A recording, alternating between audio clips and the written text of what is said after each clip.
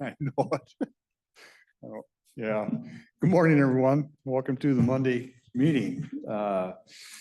Budget management review. We'll just start right off. I see building and planning's ready to go.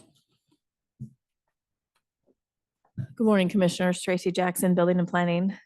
With me, I have Mike Wilson, Building Official, Wayne Nelson, Planning Manager, and Trevin Bradley, our Nuisance Abatement Officer. Wanted to talk to you this morning. I gave you all a handout of our monthly numbers for May. And we can go over them if you want to. Everything's pretty much static quo. We have had so many inquiries at the counters, staff consults, and a lot of people just coming in and checking on what they can do with their properties. It's been nice to see, but the counter's been hopping. Yeah. The numbers are just static, but the inquiries and the foot traffic is quite amazing considering they can do everything with our permitting system at home. So they really don't even need to come in and see us if they don't need to, but they are, which is nice to see. So do you know what changed? Because 2 years ago, that probably wasn't the case. I don't know. It could be a multitude of factors. I mean, from interest rates being high, people are doing more with what they have. Or just seeing what, now they're realizing the interest rates really haven't changed. So now they're deciding they're going to move forward with the project that maybe they've been holding off on. I'll be blunt. I suspect it's because when you go into building and planning now, you don't feel aggression, if you will. It's cooperation is what you feel in the public. So that encourages people to come. Well, thank you for that, because we try hard to make their projects work for them too. So whatever we can do to make it happen, we are trying. Didn't we start kind of pushing, or I don't Yes. want to say pushing, but advertising or letting it be known that we can you can come in and do the consults with us too? Yep, and And I think those are a hit. I we think help that's a good those, thing. we really encourage those, because then the applicant knows exactly kind of what they have in front of them and what they need to do. Yeah. And what any obstacles, or what maybe we can make it easier for them, because sometimes they try to create their own roadblocks and we try to lessen those. Yeah, I think those have been really helpful. Ultimate goal I would love to see, and I'm not trying to, Nick does a good job helping people. I'm not trying to put him out of business, but I'd like to be able to see through our consults and stuff that somebody can actually work through the process themselves.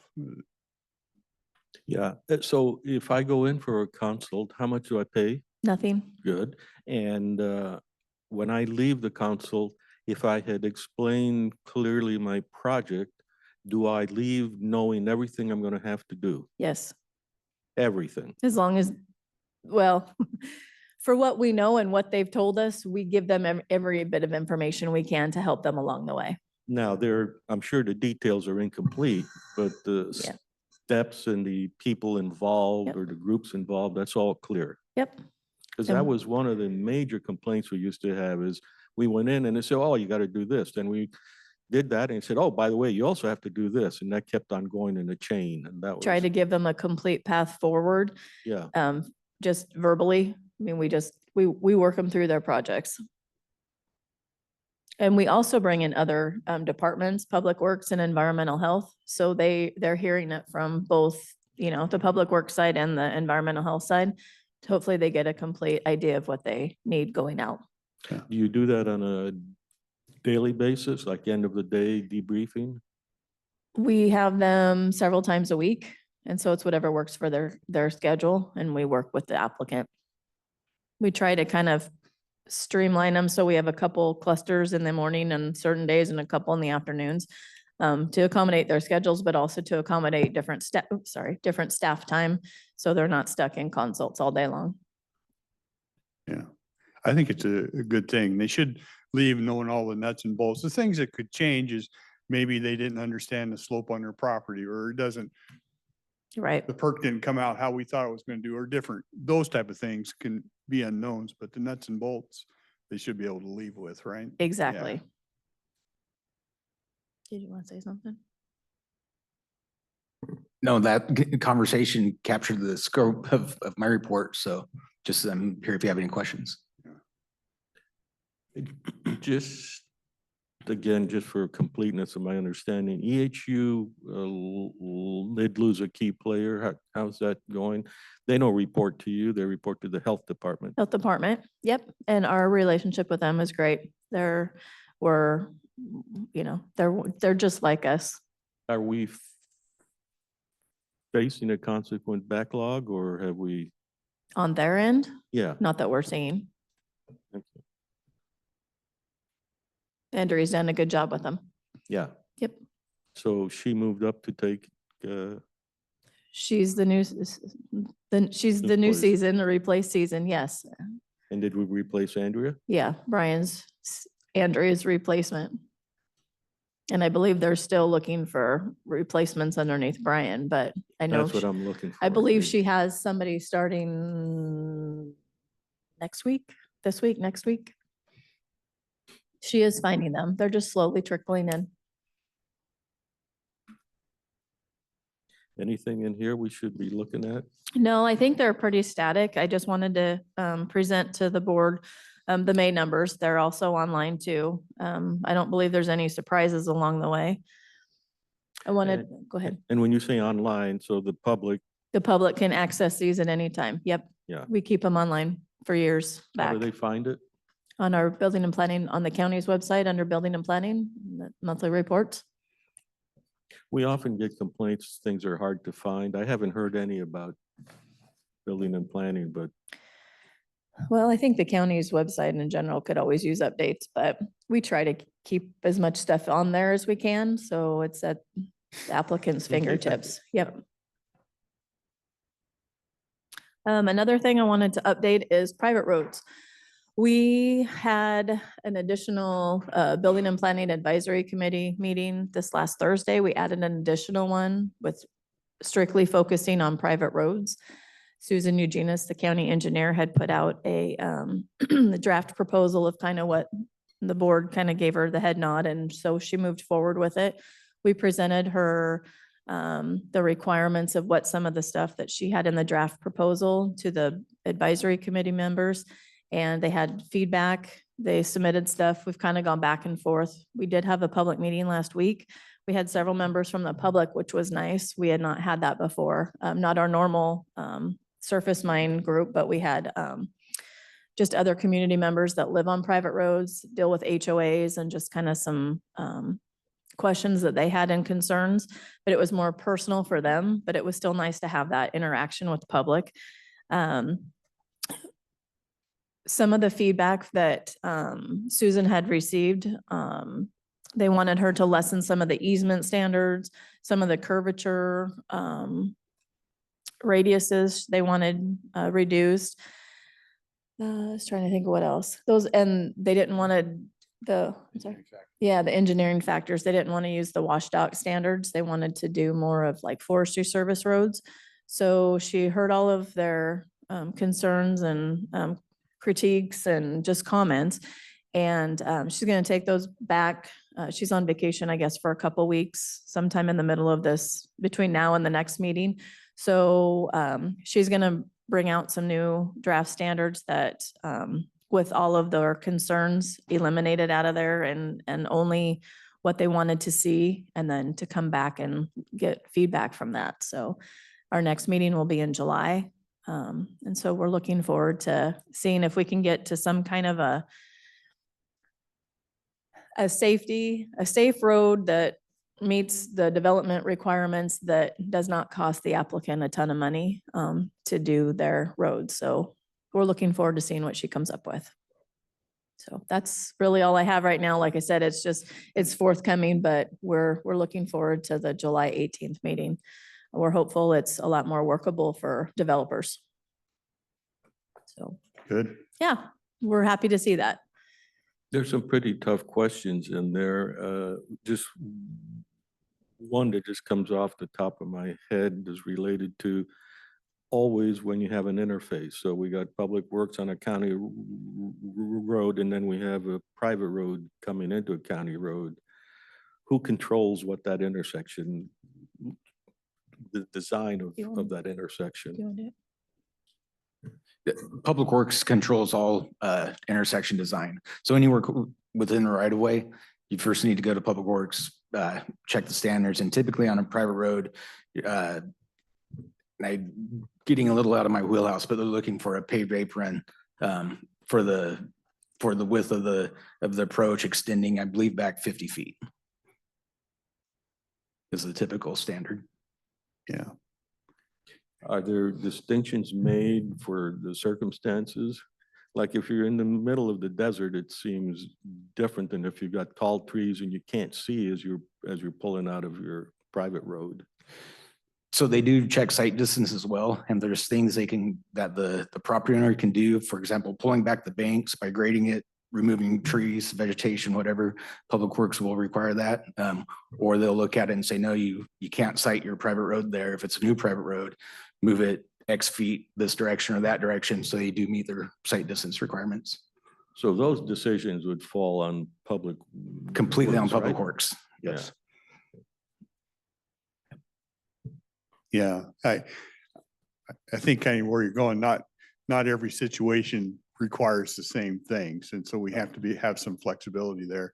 It opened my eyes when I think the weeks were putting in there and we wanted some things done to where it entered the public road, and every bid was $80,000. And I just thought this is totally unreasonable for a homeowner to have to do this type of stuff. So I think some of that stuff's being addressed. I'm hoping. It is being addressed, and we're also looking at majority of when the homeowner gets pretty much dinged with it is when they're short platting their property and it's up to the 4 lots. And that's when what we're trying to do is create another category that's lesser, like a lesser standard that still keeps the homeowner safe for the fire apparatus and the emergency vehicles, but yet still keeps the cost down so they can still develop their property. So last week when we met, it became clear something that I like to advertise on, which is everything's a trade-off. And for some reason or other, people have gotten into the notion that the government can handle 100% of all the cases.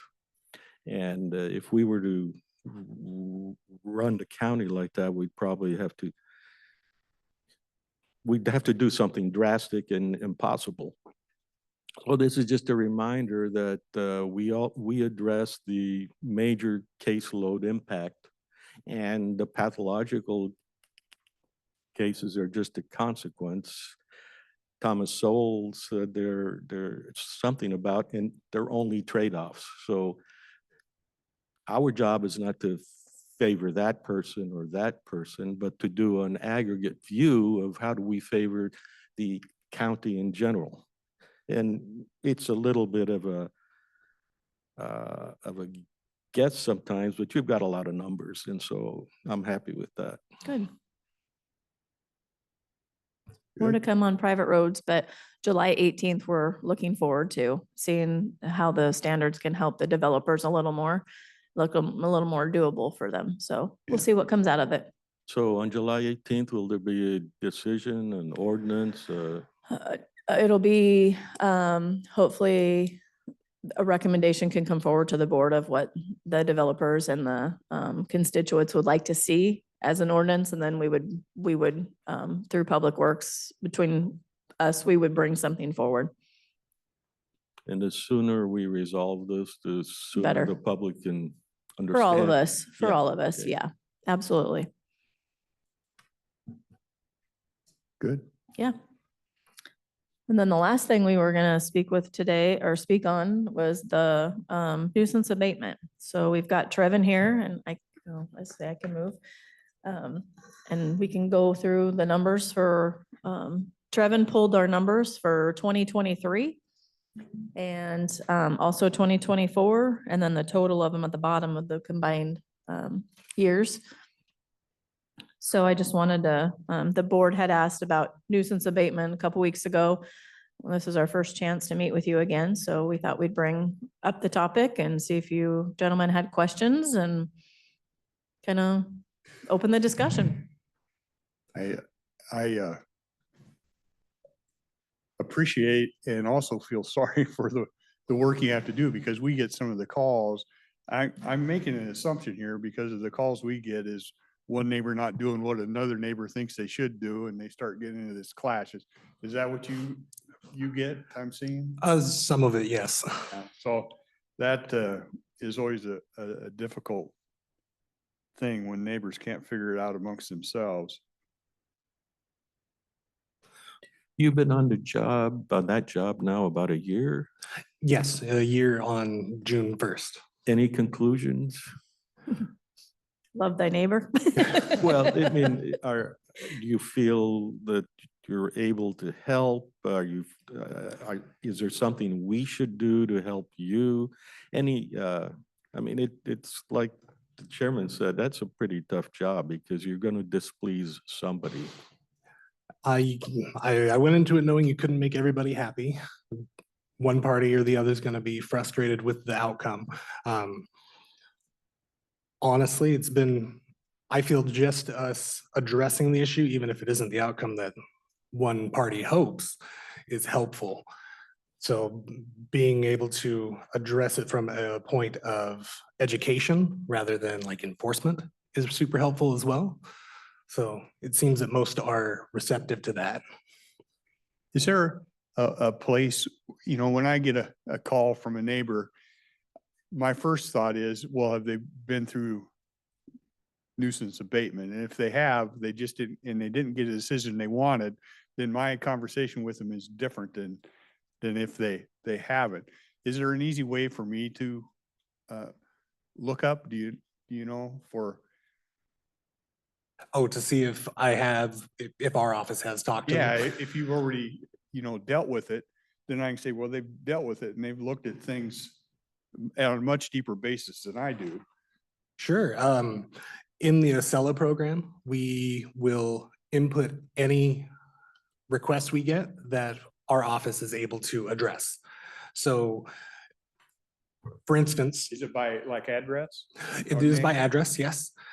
And usually that'll all come up under its own special number for that project. For instance, like in last year, in 2023, from January 1st to December 31st, we received a total of 124 complaints or requests for investigation to our department. 38 of those were something that our office had no authority over or would be referred to another department, such as like environmental health or public works, L&I, that kind of thing. Out of that 124, 86 of them we actually were able to investigate and look into and verify if there was something we could do. We were able to close 63 of those cases in total.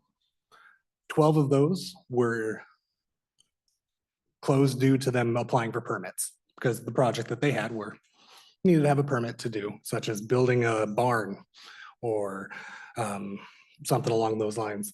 51 of those were not a complaint or wasn't enough evidence to either go forward or wasn't a violation in that process. So if it's not something that our office would take in, we wouldn't enter it into that system. So out of the 38, you wouldn't have Okay. seen that. But the ones that we could do, most definitely. You would find it in there. But he would need an Excel account then, right?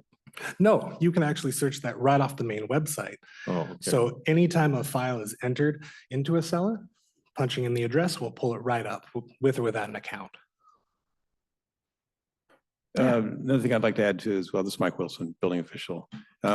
We are also in the process of creating a mapped version of this, so to speak, so that it's an overlay that'll be available on the mapping so that they can identify these geographically. So you understand where they are. And keep in mind too, the numbers that were provided here, these are raw numbers. They're not categorized in accordance with the priority that was established by the board several years ago. So Trevor's done a very good job in corralling these things because whereas the general public, may find something unsatisfactory, their direction is to obtain a permit. That's where we're trying to head them towards. And it doesn't make their problem go away. It just means that they obtain a permit. Good, bad, or indifferent from their perspective, all we're seeking is for them to voluntarily comply with the requirements the state establishes. So anyway, more to come on that. The maps, like I said, we're working on that, and hopefully that'll be a very effective overlay in the near future. Do you handle anonymity? Pardon me? So, do you handle anonymity? I'm Yes. angry at my neighbor, but I don't want him to know it is I who called on him. Yes, they can complete the form and request to be anonymous. The way I usually do things is when I get a call, I typically just nod and then say, I'll look into it. And an email, they get to see it. And even though I made my livelihood in software, I garbage in, garbage out. And I don't mean an offense. I just know that there are time lags and then there are perspectives, and I can't get that out of Excella, is my guess. Which reminds me, these are all subject to PRRs. Yes. That's why a lot of people like to remain anonymous, Yeah, but it's hard for us to find the oversized chicken coop in somebody's backyard that only from the back of the neighbor's property can see. it's a 5-acre lot It's- and it's a Yep. chicken coop right Yep, there. it's tough sometimes. Yeah. Yeah. Trevin's a great personality and a great employee for this particular role. Oh, He yeah. pulls people off the ledge and he works with the customer quite well. So I'm very pleased to have him in this role. And the first step, of course, is that Trevin verifies the facts as reported. It's not simply we just, pursue blindly. So we want to establish, is there any validity to the request for investigation to begin with? And so that's the first step he takes. And how do you deal with the situation where one neighbor is angry at the other neighbor and the angry person notes that the neighbor built a shed that was beyond the size where it needs a permit? So do you force a permit or do you say, yeah, how do you handle it? Well, the first thing is verify that what they claim to be true is actually true. And once that is established, then Trevin would approach them and inform them that a permit was necessary to do whatever it is that they did because it's not exempt from the code. The tact with which that's handled, Trevin's been doing a very good job with that. Oftentimes the people may be unaware. They just believe that it's something or understood that it was something that didn't need a permit and they weren't necessarily going to take the word of their neighbor. So, life goes on. And we've had some that have been somewhat contentious, but Trevin does a good job of explaining the reality of it. I still want to know a very definitive answer. Trevin caught me with a building that should have been permitted in some way.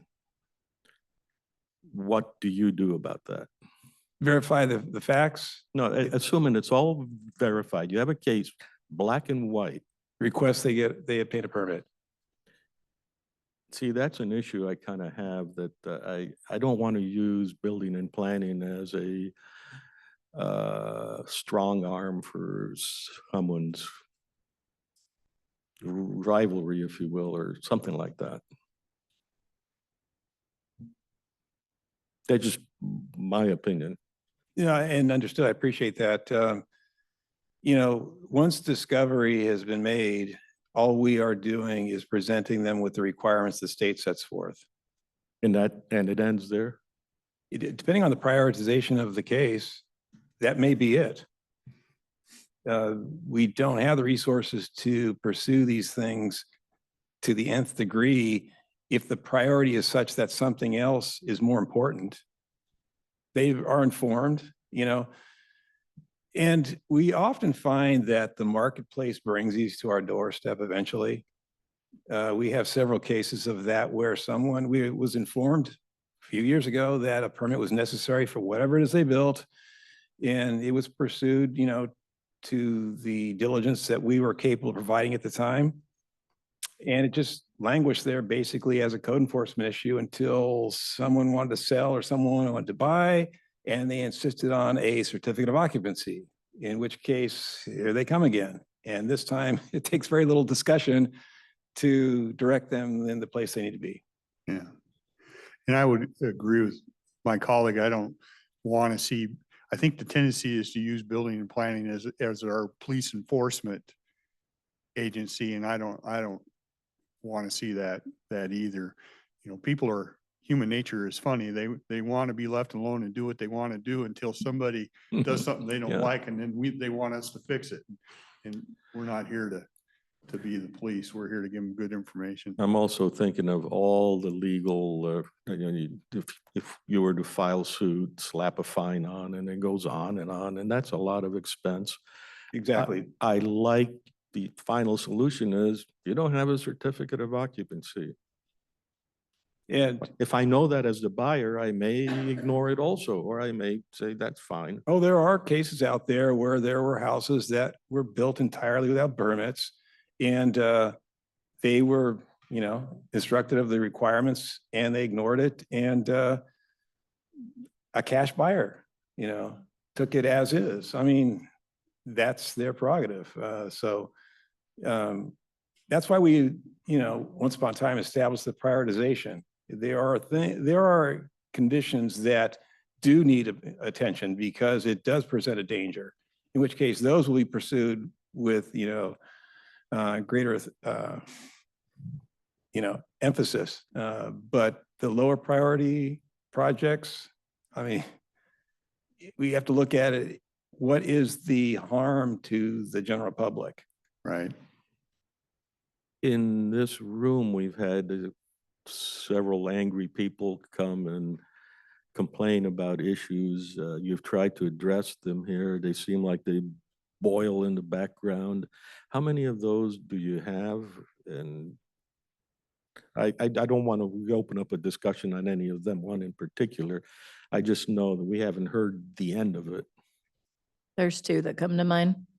Be pardon? There's two current ones that come to mind. One of them Okay. was a current email that I believe the board was or CC'd on, that even just this last week. Oh, There's, yeah, yeah. there's right. not a lot our department can do. I mean, the trailer's on wheels. It's not connected to anything that affects our department. It's not in our it's in our jurisdiction, but it's not in the county right away. I mean, there's so many factors that are not favorable to get that thing removed. We're trying, but I don't know what else. I don't know what other resources to offer that person. Yeah. Well, And we're sorry for their frustration. I mean, I can only imagine, when you live that's your investment, that's your home. You want to live in a nice neighborhood and environment, but we do Yeah, what we there's- can. I'm not an attorney, but that almost feels like it.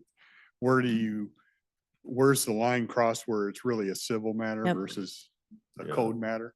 Yep. And there's no code that helps us for that one. So it is pretty much at this point a And civil without matter. code, even the civil matter gets tenuous. Yes, You get a bad neighbor and I'm not sure there's anything you can do about it. you're right. Can only fence in yourself from a neighbor for so long. Yeah, and the danger of using us for your bad neighbor is Oh. that all of a sudden we have the KGB. Yeah.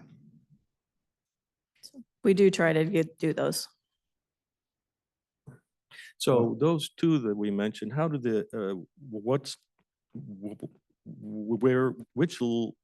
in which line do I find them tallied?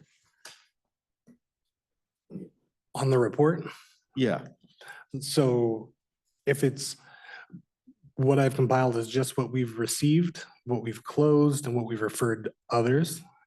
Currently active, I only have 54. Active, no, I meant those specific ones. What number would I look at there? There are 2 out of 124, 2 out of 38, 2 out of 63. oh, on the Acela? 2 out of 54. 2 out of 54. They're just active. Yep. Yep. 2 out of 54. Oh, down at the bottom. Yeah. Okay, Yep. right there. And that's the Gotcha. total for the 2 years. Yeah. Right. In the case of those that were, as Tracy described, where there is nothing under our authority, they'd be considered closed. Although they would like them to be open, but as we explained to them, you don't really want the government inserting themselves into a position, as you're describing, Yeah. solving matters between neighbors. Okay, Yeah. thank you. I appreciate the work you do, young man. I don't think it's an easy job. I like the periodic updates. Cause I don't want to get to a point where we get overwhelmed in that position and we don't do something about it, because when people get overwhelmed, then they just walk out the door. Yeah, that's a good segue to a reminder. If there's something you need us to do to help, Yeah, No, just be supportive of what you've been. We appreciate all the support so far, so. well, except for that. No, forget that then. yeah. Geez, now you're asking for the world. I know. Thanks, guys. That's all we had this morning. We know Okay, you had a thank full you. morning. Thank you. Thank you. I see finance. We're gonna do budget review on the finance lady?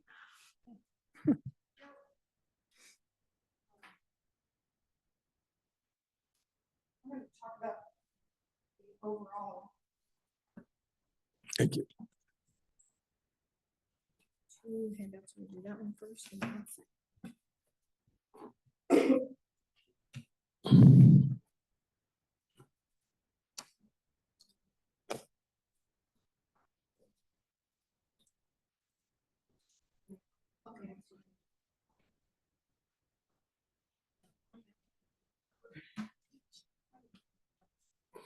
Okay.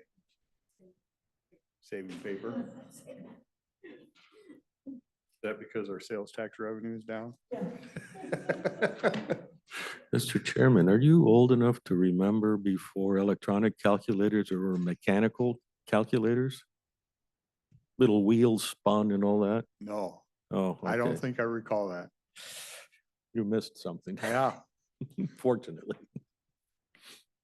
Okay, Kathy Funk Baxter, Finance Director. We're gonna talk about the sales tax. I'm gonna give you an update every month on where we're at on sales tax.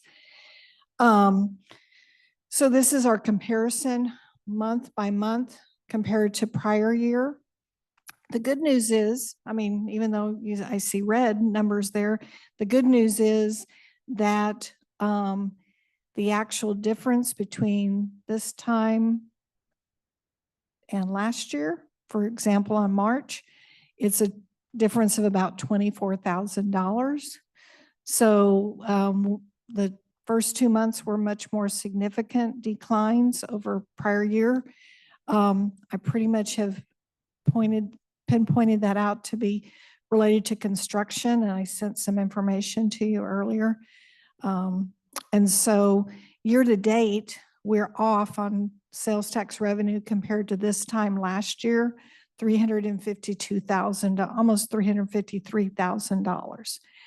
I've looked at if we continued on the trend that using March as an indicator, that would be an additional $320,000 approximately So- You're saying 3% for the remainder of the year? for the remainder of the year.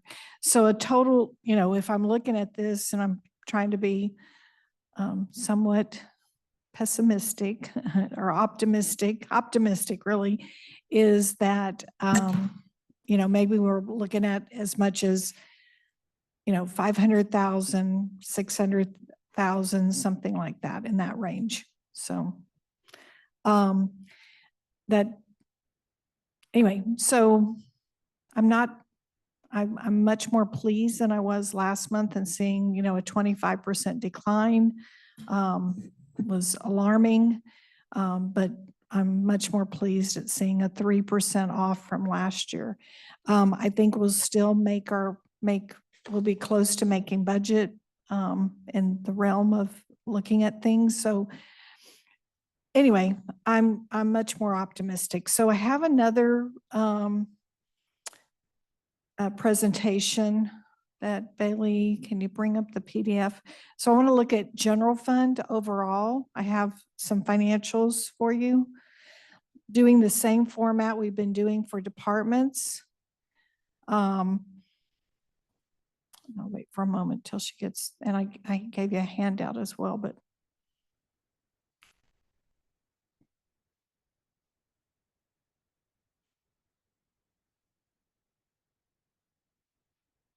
And we pulled all of our financial data a few weeks ago, so we're using that same data set. I'll update this data set again to try to catch last minute entries that were for the month of May. But when I look at comparison of where we're at to last year at the same time, on our taxes, of course, our current year actuals are down a little bit over what we were this same time period last year. But when I look at the other sources of our revenues, we're pretty much on track as far as comparing ourselves to last year at the same point in time. Miscellaneous, we're off a little bit. I'll probably look into that. But on our intergovernmental, we're actually right on track. Goods and services were just a little bit better than last year on the revenue side. Same thing for fines and penalties, just a little bit better than last year. So really the only area of concern that I have on the revenue is our sales tax collections. And I'll be digging into that a little bit more, but anecdotally, we've heard from some different counties. We contacted some of their budget offices, and some were reporting a decline. They're seeing declines like we are, and some were reporting stable and on track. So it's kind of all over the place. So I'm not extremely alarmed on our revenue side.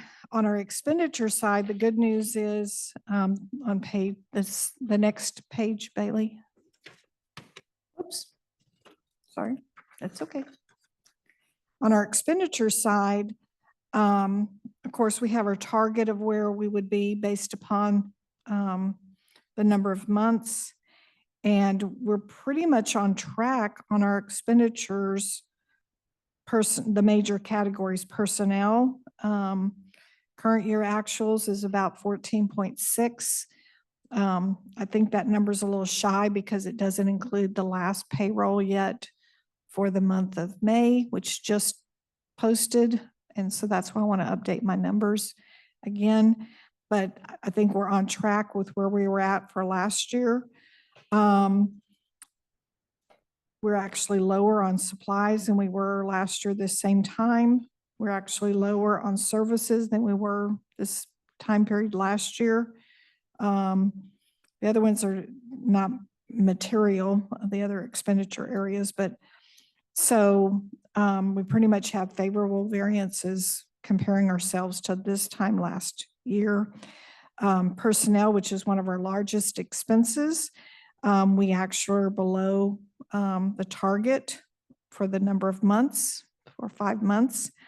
So I'm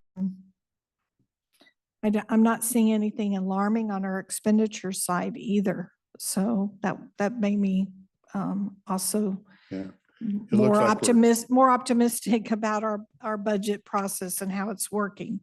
Because whatever we're down, if I'm reading this, 57.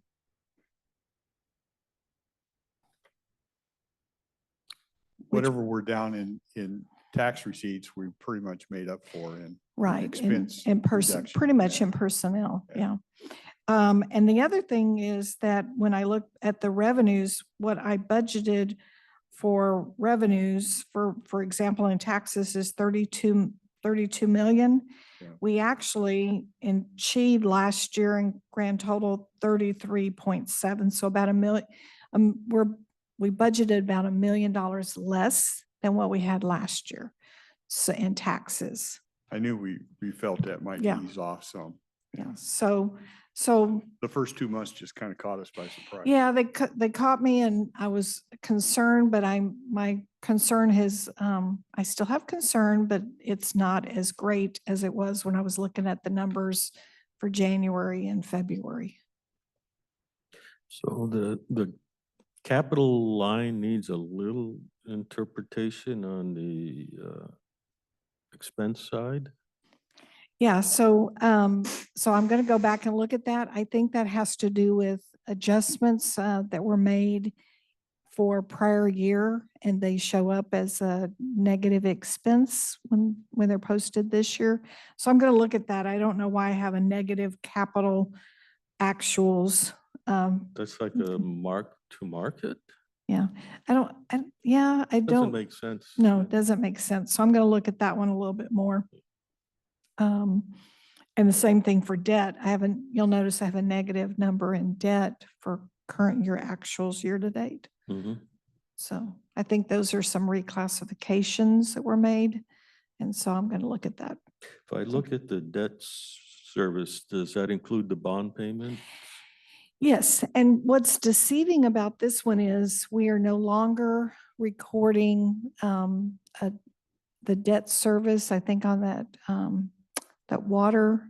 I can't remember which one, what it was, but it flowed through our books, but it really was, and we were paying the debt for For the Three Rivers? Three Rivers. I was going to say it starts with a T, Three Rivers, yeah. So I'm going to look to see if that might be part of my reason. And that's the principal and interest in that, in that line?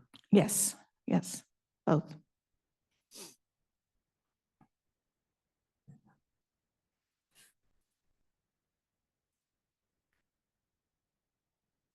And there's still there's still positive news coming out of the economic indicators as well. So might just take a longer time to trickle down to our area. I don't know, a couple of us are losing our jobs soon. Oh, Yeah. I'm sure you're going to have more jobs than you can imagine. They'll probably want After to that. put in for unemployment. I ain't signing it. Yeah. Denied. Are there any other questions?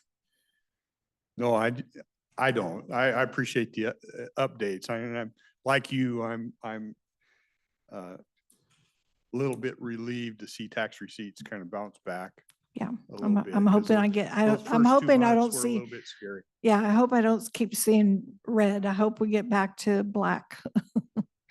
But I am pleased, and I'm going to keep monitoring and keep informing you about these.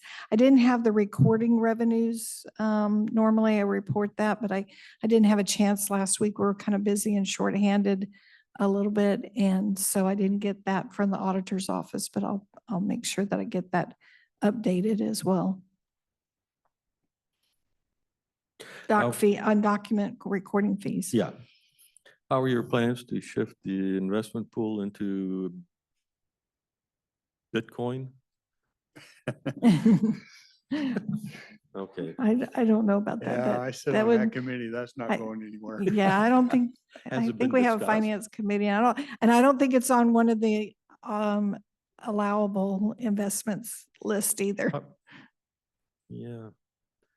Probably not now, but it's central bank digital currency. Pretty scary. Yeah. Yeah, and so we are still, I mean, talk about investment income, we are still seeing investment income at a higher rate than what we have budgeted. So that's a positive. And it was a little over what the last finance committee means, a little over 5%. Yeah. That's probably a consequence of the inflation not going down, so the interest rates. Staying stable. Mhm. Yeah, so I think no matter how we look at it, it's at best, we're floating. Mhm. Yeah. So I do think the firm we're using, being at their full-time job, seem to be doing a pretty Oh. good job of keeping us on top of things. Kind of makes you ask, what was the matter with us the previous years? Yeah. Okay, that's all I have. Okay, thank you. Any miscellaneous before we head into agenda item review, since I see people here? I Are we see good? one person here. On miscellaneous items, did you have any thoughts on on the Board of Health. Board of applicants. Health? I haven't, have we received any more applications this last week? Have we? I don't know. I have two on Right. my. So- Do these, excuse me for not looking through, but I know I can kind of guess from the application, the slot they're set to fill. Yeah. Those slots aren't quite black and white slots, so I think Kelly, the clerk of the board, has that all worked out. So, Okay. it's at some point, we have to close the door on applications and, make a decision. I think if you're just looking for my personal opinion, I think the first time around, when we get the applications in, we just treat it like when we're filling other, and if we get That's the way I look unanimous at or it. two-thirds, then that person will fill that position. Yeah, that's the way I look at it. I think the first time going through interviews, it was brand new, but we've kind of got history and we kind of know what we expect those people to do in those Yeah. slots now. And so I'm comfortable doing that if you are. Yeah, do we do that? Now, we've typically done that kind of after the fact, in the sense that you'll see it on the consent agenda. So-and-so has been appointed, so-and-so has been appointed. I'm okay with that. If that's what you're thinking? Yeah. Okay. So, so we have to look at it and see if there's any contention Yeah. and work that with the clerk. I'm good with that. Okay. Okay, thank you. The last time we talked, I'm not ignoring Commissioner Weber. I don't think he had any great heartburn with any of He didn't. that yeah. either. So.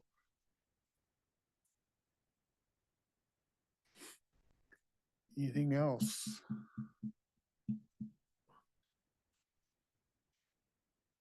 Kim, do you want to cover your stuff? I can hold you there till 10 if you want, or you can cover your stuff.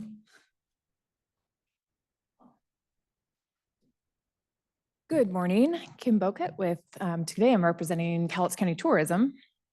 On the agenda tomorrow for you guys, I have a contract with the Laluska Foundation. It's their grant funding for their ceremonial house restoration project in the amount of $42,000 that the LTAC granted. That came out of LTAC, right? Yeah. Correct. Mhm.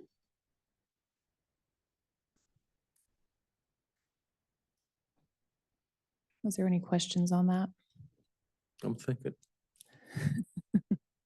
I still think her dad owes me apologies for scaring the bejesus out of me when I was 7. Actually, this is one of the projects. They do a great job with their grant application. And just to embellish a little bit about what they're doing, this funding is for the final exterior portion of their old ceremonial house restoration project, the carving of a new front entry totem pole. So that's what this funding is for. And their application goes really deep into what they do to address some of Commissioner Mortensen's concerns about economic impact. They do a great job. So I'm going to forward this to you because I think it's great reading. I wish I would have brought a copy for you today, but I'm going to forward you their application because I think they do a great job in their, just in the application process of explaining their entire project, how it impacts what they're doing up there, but also how it impacts Cowlitz County tourism and how they are trying to bring people back. And they're also Bring people back back to Cowlitz County. from a COVID downturn or? No, so they get people that stop in, like hikers and just people that kind of happen upon them. And so then they keep track of, so right now they're in this restoration project so that they're, as an example, they're keeping track of everybody that stops in right now and they're keeping them updated on the restoration project so that they hopefully will come back and experience this exhibit once it's completed, and trying to keep people coming back to Cowlitz County over and over again. They get some of the tour groups up there from American Cruise Lines out of Kalama, and they're doing the same thing with those folks saying, hey, you're from Tennessee and you're here just because you signed up for this tour, but please come back. We'll be done with this project in 2025. We'd love to see you. So they're doing a great job of capturing the people that are coming to them, that I guess the accidental tourist, and keeping them coming back. So they're impressive with what they're doing up there. My guess is they probably increased a little bit. I think when they restored the pole that the chief did in the 60s and it sits down in the public market, you get a lot of people, I think, that I'm just guessing, that look that over and get the name, and then they drive up there and they see Laluska. They probably, I mean, if you haven't ever taken the time and gone in and seen their stuff, I think it's worthwhile, whether you're of the Indian culture or you just want to know more about it.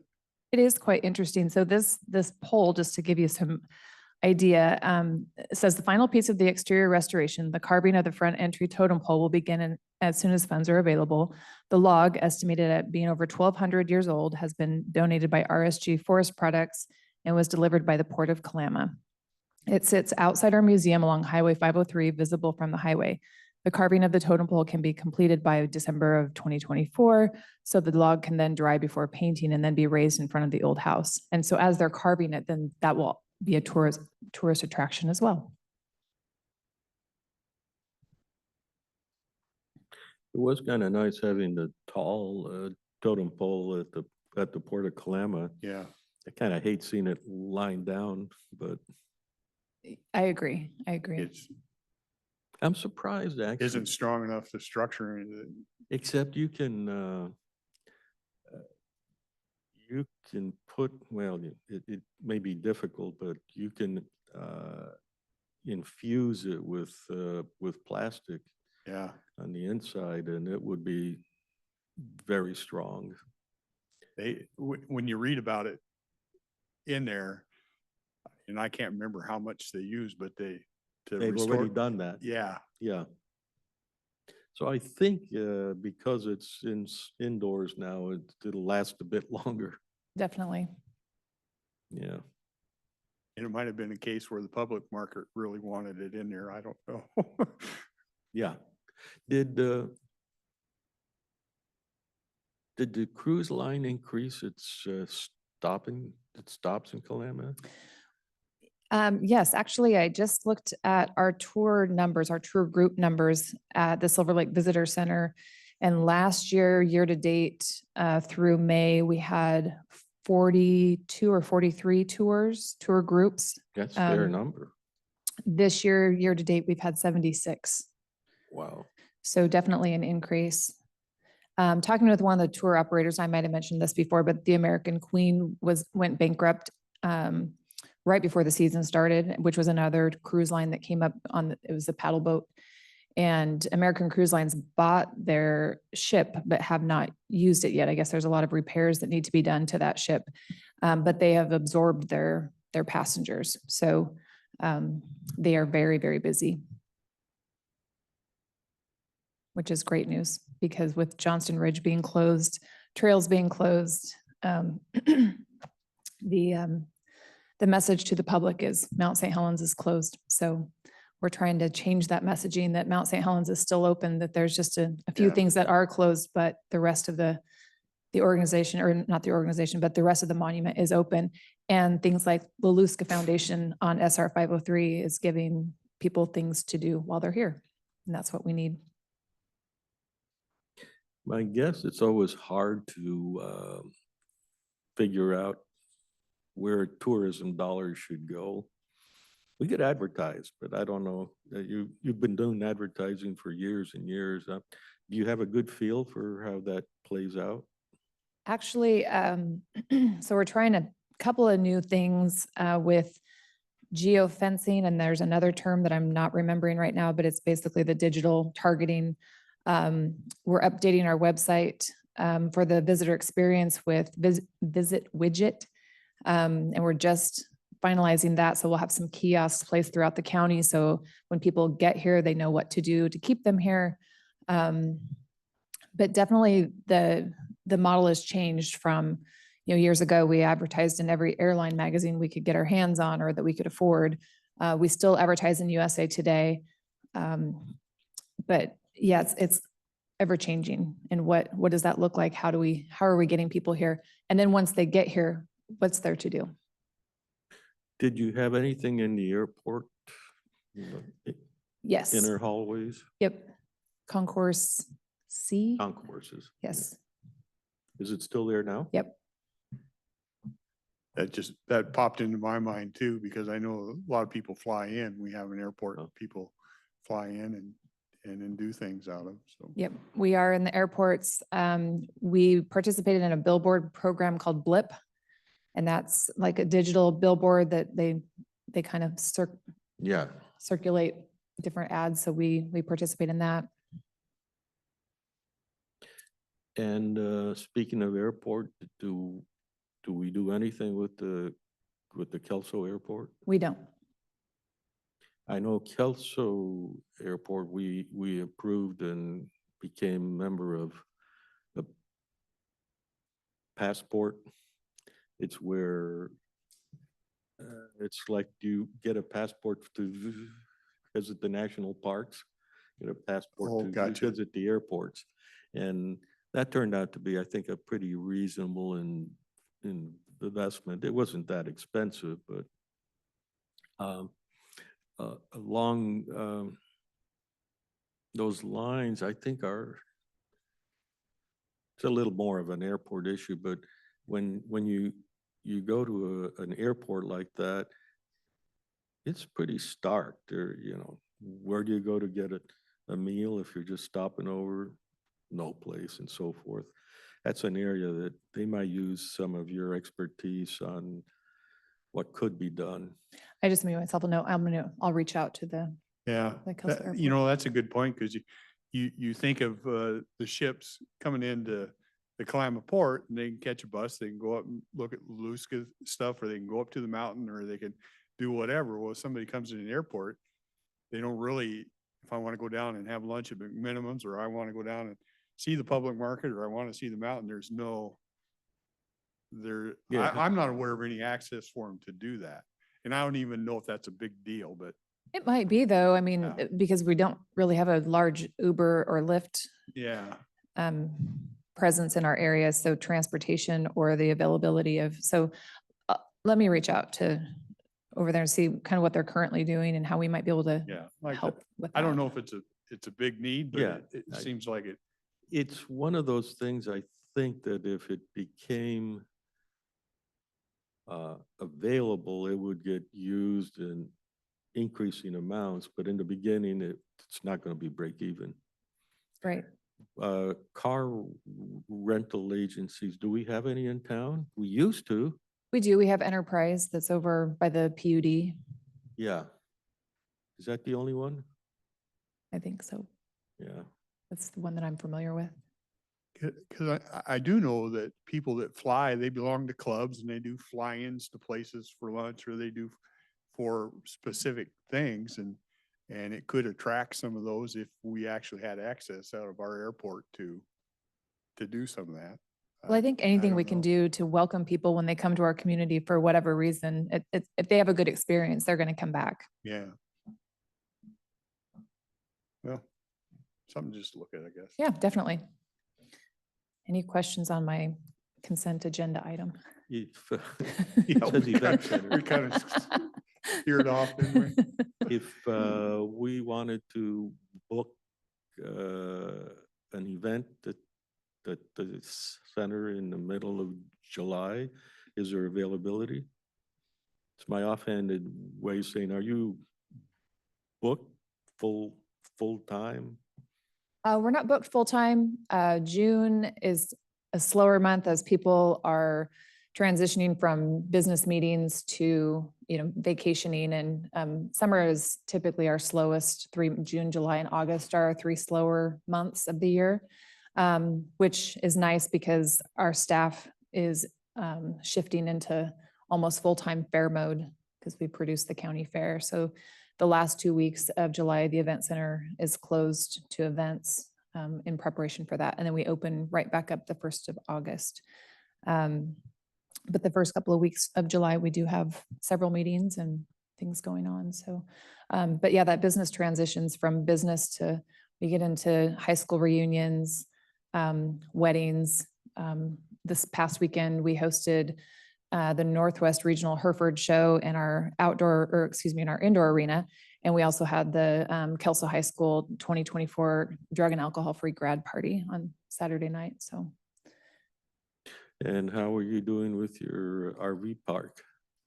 We're slowly moving forward. Slowly is the key word. Slowly huh? is the key word. And what's the other thing? Tell us how is the negotiation on the fair going? All completed? What's that? The negotiations for the fair, you've got everybody identified and under contract? The fair, yes, all of our contracts, as far as we have our ticket takers and sellers, we use Cowlitz County Search and Rescue for that. Our sheriff's reserves provide our security. Our stock contractor, I believe, for the rodeo, this is his last year of the contract, so we'll go out to bid this year for the next couple years. Our carnival provider, I believe this may be her last year under contract, so we'll be going out to bid for that also at the end of this year. But yes, for the 2024 fair, we're rolling right ahead. So in terms of tourism dollars, do we do anything for the rodeo? We don't, the tourism dollars, we do have $45,000 from the lodging tax funds that do go to the events or to the expo center that do help with improvements and repairs and maintenance.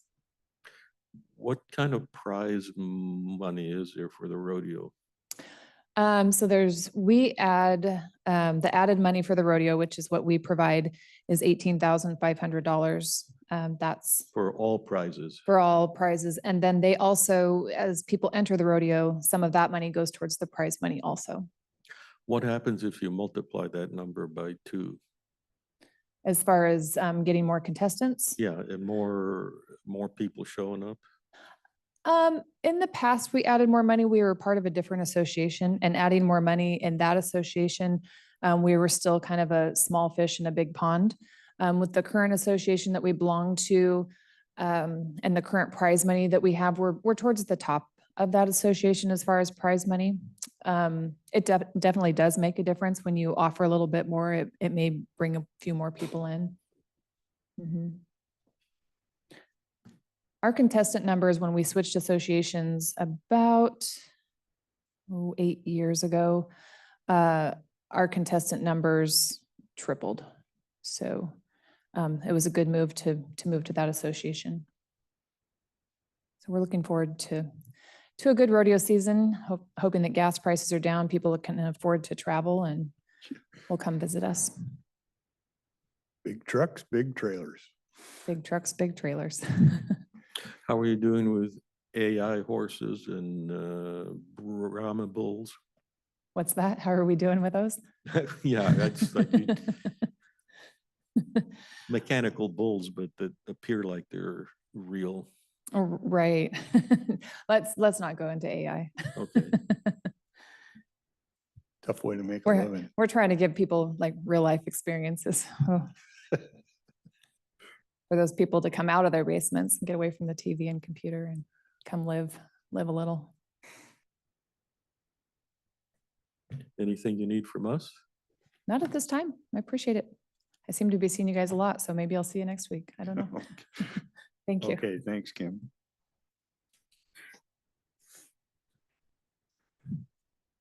Saw Susan.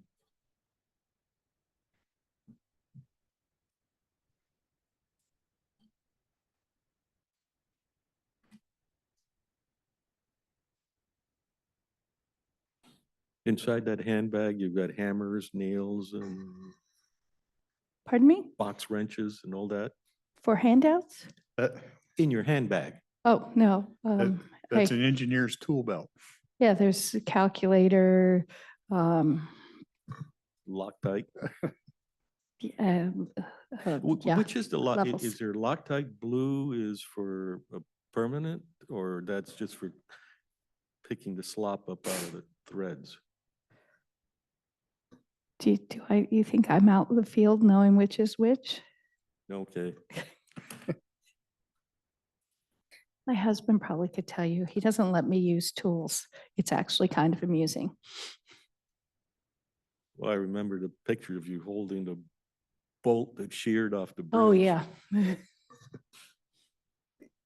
All right, good morning. Let's see, what do we have on the agenda this week? So in the consent agenda, we have a warranty deed for South Cloverdale. I believe this one sat before it was recorded so that we could process the payment. So this is just closing the loop paperwork. Then we have amendment number 1 to the professional services agreement with Engineering Solutions. They are one of our consultants up at the landfill, and this just extends the term of the agreement through the end of this year so they can finish out the gas items that they are working on for us. We have a contract completion letter to Quig Brothers for the Ostrander Road Culvert Placement Project. So that was the triple box that we replaced and finished up this winter. So they have all their paperwork in. So we're getting that completed out. We have contract execution with Pile Contractors for the Hazeldale Slide Repair Project. We awarded this about 3 weeks ago. This is a slip out into Leckler Creek on Hazeldale Road, where we're replacing our temporary ultra block wall with a permanent soldier pile wall with tiebacks. And that was our consent items. And on our motion items, we have the resolution for the Burmer Road Tootle Park bypass project for engineering and construction for the amount of $790,000. So that's to establish the project, get it rolling. We are going to try, I don't remember if you guys remember, about 6 months ago, we came forward with the UAV contract for survey services. Because this is a new corridor, we are going to use them this time to see how the surveying goes. So, and we're reaching out to the neighbors and letting them know that we're going to be out there relatively soon. I have a task proposal that I will issue as soon as we get this established. You're hoping they'll keep their shotguns in abeyance? Yes, we want to let them know that it's the county out there. We're not taking pictures in your windows. We're just flying the property line, collecting LiDAR data. So the right-of-way agents are reaching out to the neighbors and Weyerhaeuser to let them know. How are you doing that with snail mail? I'm sorry, with what? Are you using the US mail and sending them a notice? Oh, no, we use the telephone and knocking on doors just to make sure that they truly are contacted. Yeah. I'm hoping you don't get too much resistance there. I hope they understand that we're trying to make sure they have access in case we lose Tootle Road, Yes, Yeah. that the consequences of us not being out there are going to be far worse. I hope Yeah. so. We'll see what happens. I don't think there'll be any problems, actually.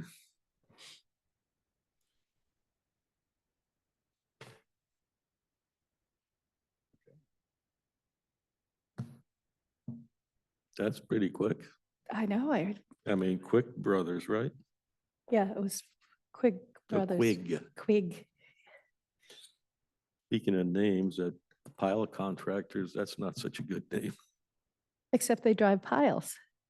They build pile walls. The alternate English definition of pile. Yeah. We all know that, right? Mhm. No? It's just you and I, Okay. our secret. Nothing Thank else? you. Thank you.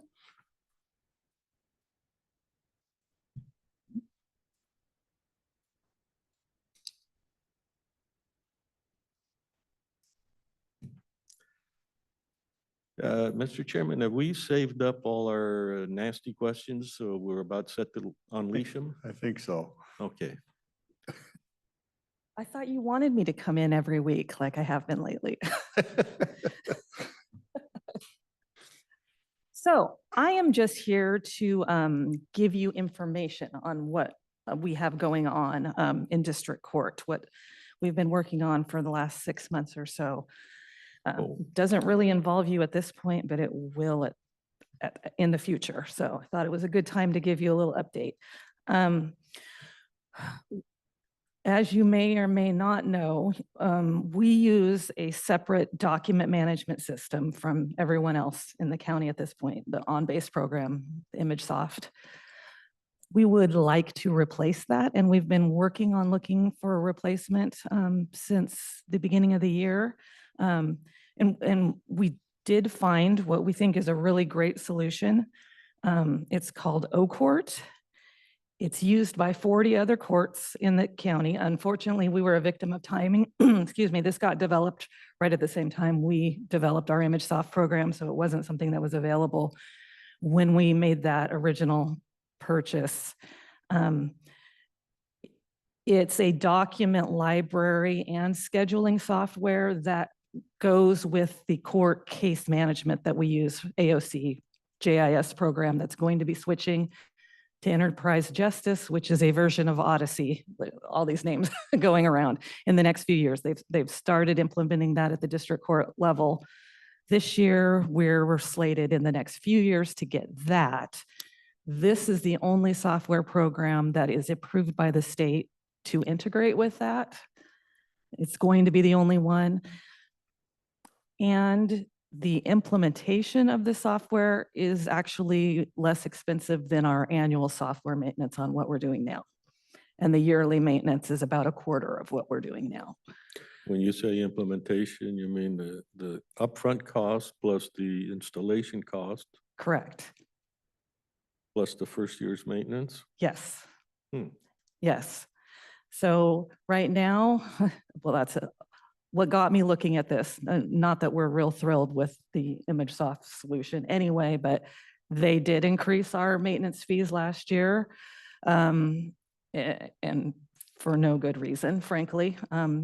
And so we started looking at other things. So they want to charge us about $70,000 yearly, and this is, if we get everything, you know, it has a few different modules, but what we're thinking we want is about 40,000 for implementation and then 10 for the yearly. It works with Laserfish. So that's a big part of the cost drop, is that we will be using the program that everyone else is in the county is using for the document storage end of it. So we've been working with IT since the beginning on this. About February, they went up to view the product and have been talking with the different IT people at the different courts and believe that there's nothing odd or unusual or difficult about making this switch. The ImageSoft contract is actually your contract, because if you remember, and I don't know if you were here when that all got signed, it was a joint between us and the prosecutor's office. It wasn't just a court contract, so therefore the commissioner signed that contract. So in a few months, I will be bugging you to work on terminating that, which I've already been working with Doug to make sure we know everything we need to do in order to get out of that, which is just 30 days notice. So our goal is we can get this implemented here in the next few months. We're paid through maintenance through the year with our on-base ImageSoft solution.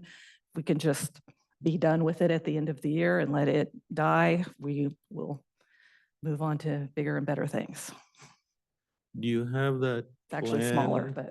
but Do you have that plan written up in bullet succinct form we could look at? I can. I Yeah, have my please. notes for me, but yeah, I can get Yeah. that for you, let you know exactly what. Because I often stumbled across things that are comparing apples to oranges. And then there's also the one where, well, we didn't tell you, but you're going to have to hire another Right. person. And This so forth. really is a smaller solution. ImageSoft on-base I use both names, just ImageOffice is the company, but OnBase is the product, is a huge unwieldy monster that we have, that we only use certain parts of it because it's not as efficient as it could be to use in court. It doesn't create documents for us quickly that are usable. All the things that were promised or don't work nearly as well as they should. This is a web-based, smaller scale system that it does fewer things, but the things it does more efficiently. And so we're scaling back, but getting more use out of the product. And it also is helpful for the legal community because it's web-based. They can have sign-ins to it. The documents like guilty plea forms and those kinds of things can be worked from in the program kind of in real time. So our lawyers will be able to log in, use the program. The judge can see who's got it at any given moment, and then it's ready to go. We just need signature pads in order to sign things in court, which we already have. So yes, I can get you more information on it, but Yeah. it is. When I see web-based, The document library is web-based and then everything goes, but in product goes into Laserfish, will be housed here on site. okay, yeah, anything that's out in the cloud actually puts you exposed more than if you kept it inside. And in the legal community, I would think that's important, but And Doug has looked over the contract and the information, and he's actually got some addendums to it that he's adding. So we're not finalized on that. There are things that some other courts have included in their contracts to try to make things a little bit tighter. So. And another thing is, when you get a software package, they have metadata that helps them do their job, but typically that has been used as blackmailing you into, you got to buy our product, otherwise you lose all this information. So that's something I would want maybe Travis to look at. It's really important. And he's been in on the emails with the okay, contracts good. going back and forth. So I have no concerns have been voiced to me at this point from the IT end. It'll remind me to ask Travis about that, because we get burned all the time when they have proprietary storage of information, but it's your data. It is. But you can't have it because you didn't buy the program. Don't like that. Like I said, though, there isn't much actually stored in this. It's kind of, you use it real time and then everything moves to Laserfish for our final storage. We're not counting on it to hold our documents for us. Yeah, and there's encryption and all that that you look at. Now that's the package you're thinking of buying for them. That's a total cost for any number of users? Yes, it's just, we can give as many people as we want logins to it. So IT There's no would be- licensing involved. So IT would be administering an account on that software. The court will handle that part. It's easy to set up users and logins. They won't have to manage that part at all. Okay. Their involvement really is just the Laserfish end, which they've already started building our folders for us to house the documents once they've moved in there. And yeah, the transition between the two programs into Laserfish is really more their IT's end of it. Yeah. IT is experienced with lots of scams and lots of things, and I'm not saying they should have control. You having control is fine, but if there's an administrator on your side, it may pay for them to ask IT. So what kind of problems do you see when you're creating an account? Right. And like I said, we've had good contact with a handful of the other courts that have been using this for a decade or so. So no real red flags have come up at this point, and that's really all. I'm not an IT expert, but I have involved them from the beginning just to make sure it's it's an appropriate solution for us. And this software is used in how many other places you said? 40 jurisdictions in Washington State. It was developed in 2013, which is exactly when we were looking at the on-base solution. So unfortunately, it wasn't really a big thing out there at the time when we were looking, but now it is. And like I said, it's the only one that the state is going to allow to work with the new case management system that we're moving to.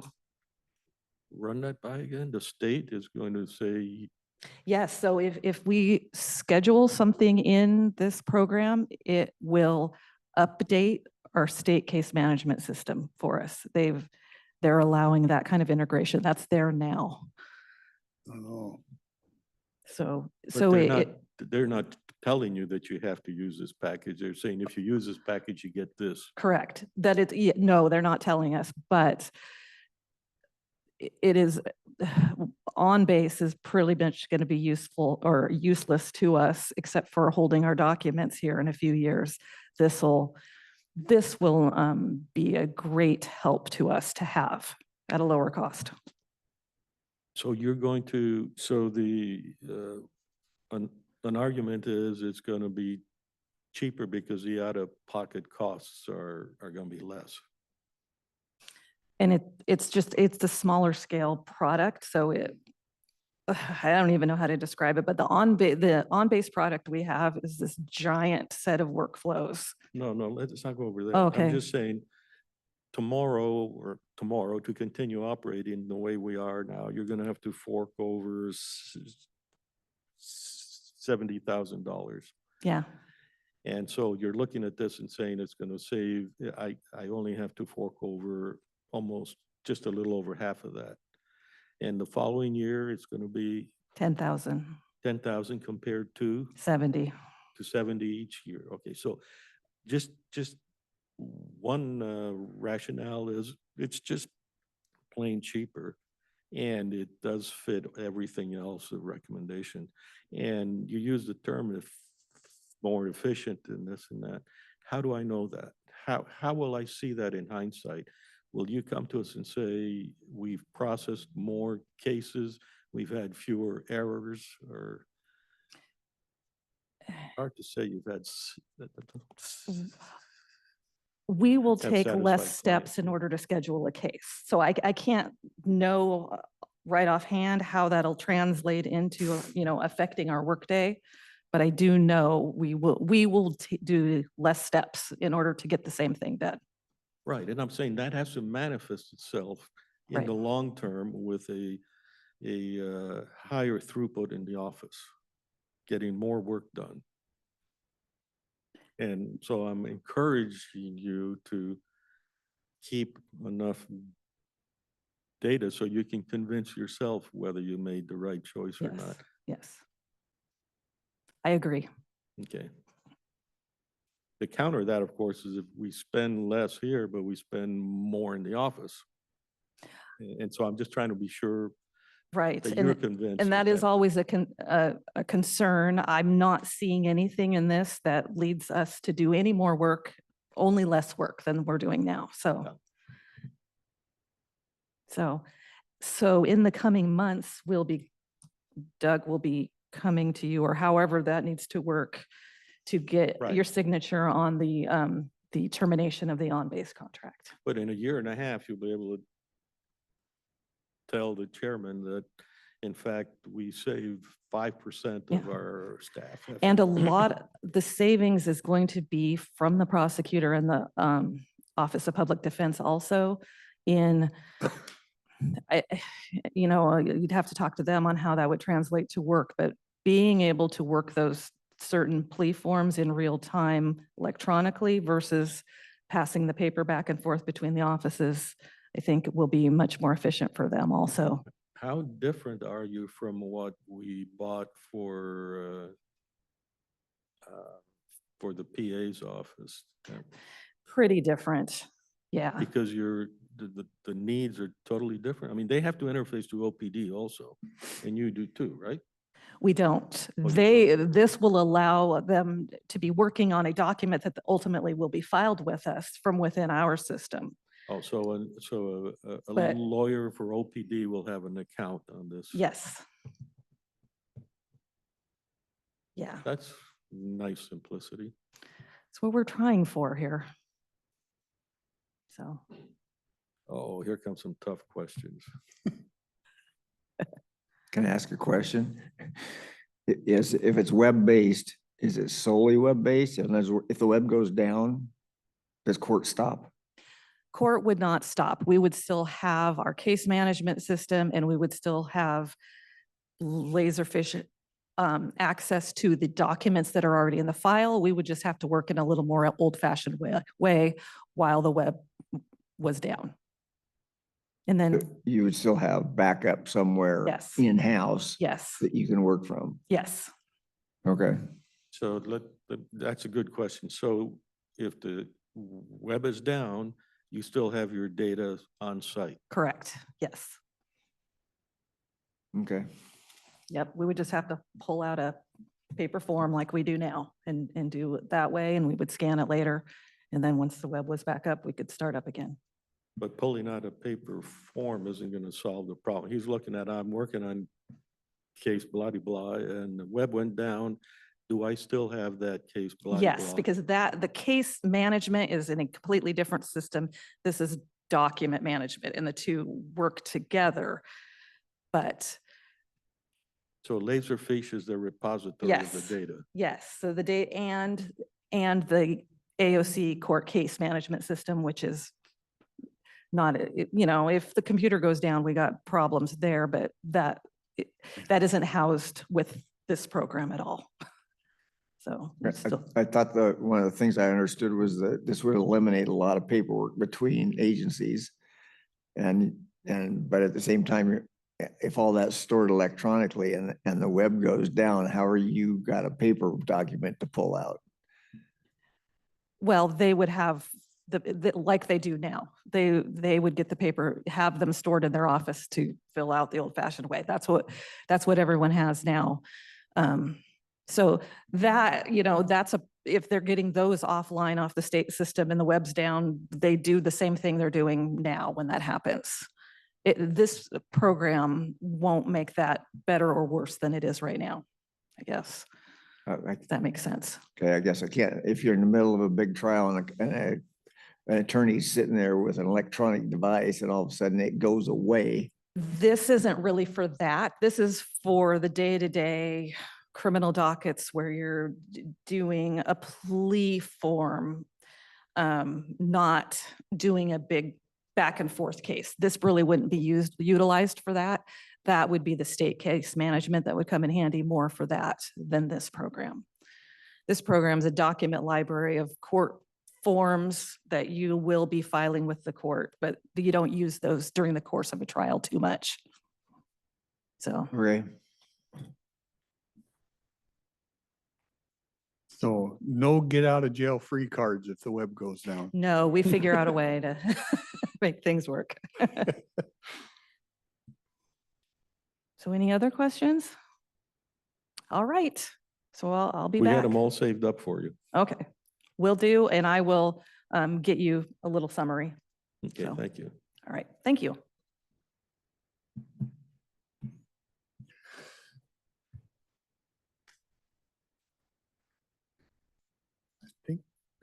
We are expecting Jessica at 11. Yeah. Yeah. You want to try and get her early if we can? Up to you. Yeah, no, I'm okay with that. You want to have a call just if she's available. If not, we'll just recess, but if she's available. Looking through upcoming events, this Wednesday, Animal Control Code. I'm kind of interested in hearing that because I know when I talk to Chief Huda and stuff, there's some growing pains with some of that. So I'll I be haven't heard interested- any, yeah. I'll be interested in hearing that. June 19th canceled because of Juneteenth. I could put my own words in that, but I'll just let it slide. Fish Recovery Board, that'll be a good one to listen to. I think we have Mr. Sudar coming in on that one. Mhm. Yeah.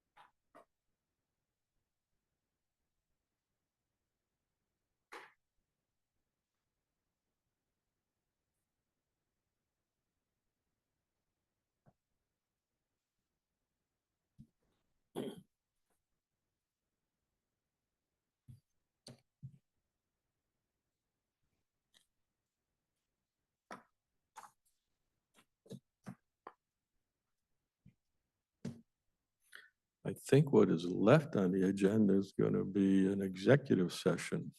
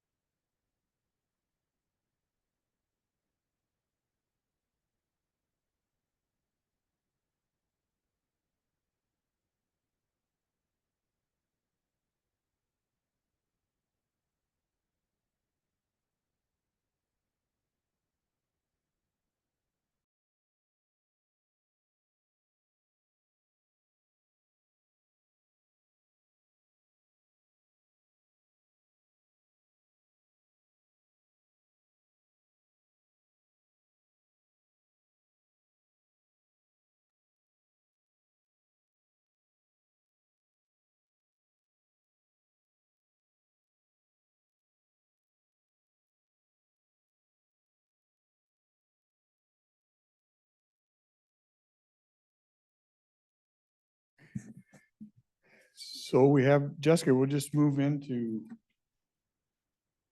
HR. And did we just have an executive session? Is that what we're doing? And contract negotiations? Or what are we? Qualifications applicant?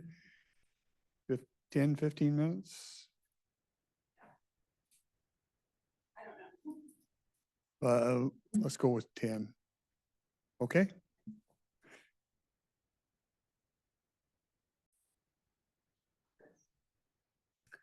Back from executive session, no decisions were made. I'll pass it on to Jessica. Good morning, Jessica Warren, Human Resources. I have a request from the IT department is to hire the IT director at salary grade 590, which is the current IT director salary grade at step 7. And then also include 2 weeks vacation along with language about that vacation would not be able to be cashed out with if the employee were to leave in a certain time period. I'm okay with that. I'm good. Okay. Thank you, commissioners. Oh, you. sorry. And this is also effective Monday, whatever date that is. So. And that's all I have. Okay. Thanks, Jessica.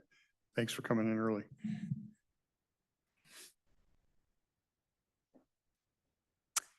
Anything else? Last statement reminds me of this story, I heard that the things were so tough that my father would get me out of bed before I went to bed, so I get more work done. Yeah. Yeah. I think that's it, right? Okay. Nothing else. We will adjourn. Thank you. Thank you.